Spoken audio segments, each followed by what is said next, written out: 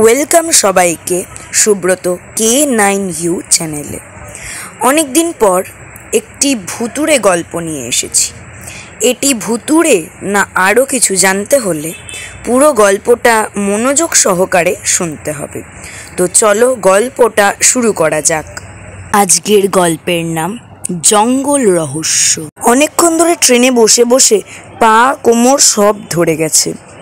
অবশেষে এবার আমরা আমাদের গন্তব্যে নামব। ট্রেন থেকে নেমে আমরা একটা রিক্সায় উঠলাম। রিক্সার হুড ছিঁড়ে পড়ে গেছে। রিক্সাওয়ালা আমাদের জিজ্ঞেস করলো, কোথায় যাবেন বাবু?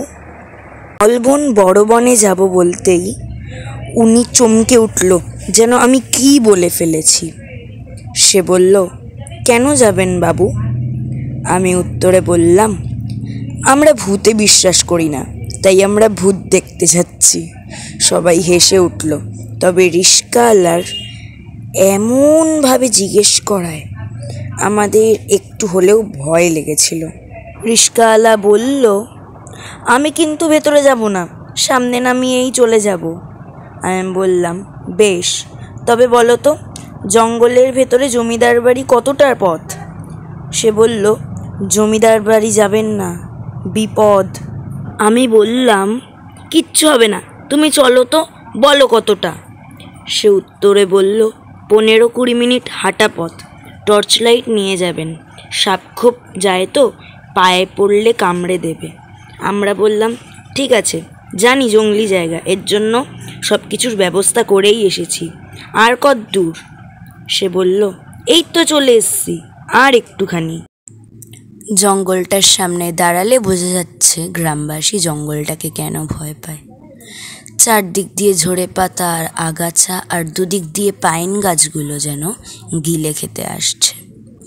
তবে আমরা ভূতে ভয় পাই না বলে সবাই হাতের টর্চ লাইটটা জ্বেলে ভেতরের দিকে হাঁটা শুরু করলাম। যখন জমিদার বাড়িতে পৌঁছালাম তখন সূর্য প্রায় ডুবে গেছে। তার কমলা ছটা আকাশটিকা ঘিরে রেখেছে।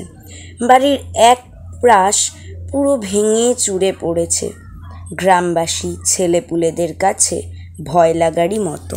তবে আশ্চর্যের কথা হচ্ছে, যেখানে গ্রামবাসীর কেউ এই বনে ঢোকে না, জমিদার বাড়ি তো আরও ভিতরে, এখানে একজন মানুষ কি করছে? আমরা সবাই মিলে সামনে গিয়ে তাকে জিজ্ঞেস করায় সে উত্তর দিল, আমার ভয় ডর নেই, ভূতেও বিশ্বাস করি না, মাঝে মাঝে আসি, ছবি তুলি, চলে যাই। তবে লোকটার মুখের ছাপ দেখলে বোঝা যায় লোকটা ভয় পেয়েছেন। তাকে জিজ্ঞেস করলাম, আপনি কি কাউকে খুঁজছেন এই বনে? তিনি বলেন, না, আমি কাউকে খুঁজছি না, আমি যাচ্ছি, এলাম। আমরা পেছন থেকে ডাকলাম, জিজ্ঞেস করলাম, আপনি কি আমাদের জমিদার বাড়ি সম্পর্কে বলতে পারবেন? তিনি বলা শুরু করলো, অনেক বছর আগে এখানে এরকম পাইন জঙ্গল ছিল না। তখন এখানে বসতো একটি বিরাট বাজার। বাজারে অনেক মানুষের সমাগম হতো। জমিদার মশাই বিঘার পর বিঘা জমিতে কর বসিয়ে নিজের টাকা ইনকাম করতেন। আর জমিদার বাবু যত টাকা ইনকাম করত, জমিদার গিন্নি ততই খুশি হতেন। জমিদার গিন্নির 5-6টা আলমারি ভর্তি ছিল জামদানি বেনারসি শাড়িতে। জমিদার গিন্নি খুব শাড়ি পছন্দ করতেন। কিন্তু হঠাৎ একদিন জমিদার বাড়িতে দাউ দাউ করে আগুন লেগে গেল। বাজারে উপস্থিত সকল মানুষজন দৌড়ে গেল আগুন নেভানোর জন্য, কিন্তু সবাই ব্যর্থ হলো। তার 3-4 দিনের মাথায় একজন বাবা এলো, এসে বলল, এই জায়গা পরিত্যক্ত, কেউ আসবে না, যে আসবে তার বিনাশ। তারপর এখানে বাজার হাট উঠে গেল। আস্তে আস্তে পাইন গাছের বন জঙ্গল হয়ে গেল। কিন্তু আমার প্রশ্ন হচ্ছে, যদি এখানটা পরিত্যক্ত হয়, আসা বারণ থাকে, আপনি কেন এসেছেন? তিনি বললেন, বললাম তো, ফটো তুলতে এসেছিলাম। তিনি চলে যেতে আমরা টর্চটাকে ঘুরিয়ে ঘুরিয়ে বাড়িটাকে দেখছিলাম।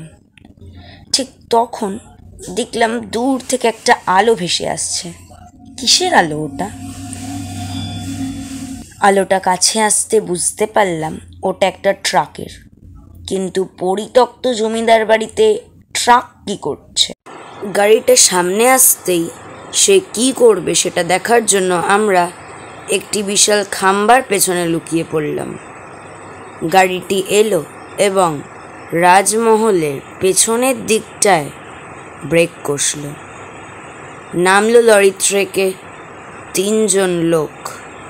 তারা পেছনে গেল, একটি প্লাস্টিকের কভারকে তুলল। তারপর যেটা দেখলাম সেটা দেখলে সবাই বুঝে যাবে ভুতুড়ে কাণ্ড না আরও কিছু। ততক্ষণে আমরা সবাই বুঝতে পেরেছি জল বেশ অনেক দূরই গড়িয়ে গেছে, তাই পুলিশকে কল করলাম। কিছুক্ষণের মধ্যে পুলিশ এলো। অফিসাররা যাচাই করে বলল এখানে ইনলিগাল বিজনেস করা হচ্ছে।